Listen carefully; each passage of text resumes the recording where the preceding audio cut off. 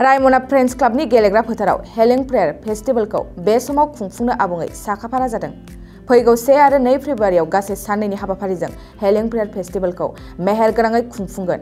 बे फेस्टिवलखौ खुंनो लाहार फाहार जानायजों लोगोसे बानजाय आफादनि आफादगिरि समेश्वर नार्जारिया बयखौबो बाहागो लाफैनो बड'लेण्ड बुब्लिनि गेजेरजों खावलायहरदों।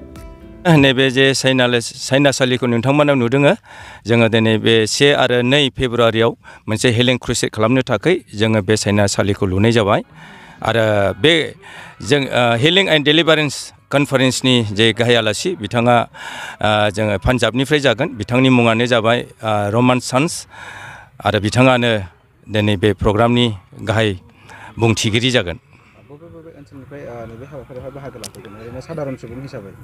जोंनि बे हिलिं एन्ड डेलिभारेन्स प्रेयार फेस्टिवलावहाय जोंनि गासै बिटिआरनि जेसेबां जे रायजोफोर दङ आरो बेजों लोगोसे बे जोंनि आसामाव बाखि जेसेबां आरोबाव जेनोखि रायजोफोर दं गासै गथाय बिटिआरनि रायजाफ्रा आरो गथाय आसामनि रायजोनि सिङाव थानाय गासै सुबुंफ्रानो बे हिलिं एन्ड डेलिभारेन्स प्रेयार फेस्टिवलाव बाहागो लागोन।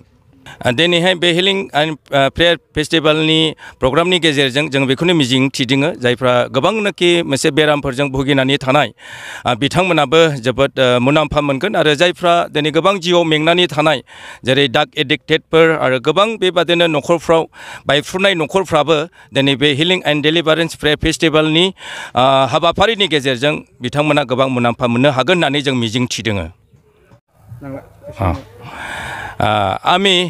আমি যিটো ইয়াতে এটা ষ্টেজ দেখিবলৈ পাইছোঁ এইটো আমি অহা 1 আৰু 2 তাৰিখ ফেব্ৰুৱাৰীত আমি এটা healing and deliverance prayer festival program আমি কৰিবলৈ গৈ আছোঁ। আমি আশা কৰিছোঁ এই আমাৰ হিলিং এণ্ড ডেলিভাৰেন্স প্ৰেয়াৰ ফেষ্টিভেলৰ যিটো প্ৰগ্ৰাম হৈ আছে তাতে আমাৰ বহুত মানুহে এটা মানে বেনিফিট পাব বুলি আমি আশা কৰিছোঁ আৰু ইয়াত যেটো আমাৰ 1 আৰু 2 তাৰিখ ফেব্ৰুৱাৰীত যেটো প্ৰগ্ৰাম হ'বলৈ গৈ আছে তাৰ আমাৰ মেইন অতিথি যেটো স্পিকাৰ হ'ব পাঞ্জাবৰ পৰা হ'ব তেখেতৰ নাম হ'ল অপষ্টল ৰমান চান্স। মই আমাৰ ৰাজ্যক আমি আহ্বান কৰিছোঁ যেন এই হিলিং এণ্ড ডেলিভাৰেশ্যন যেন আহে।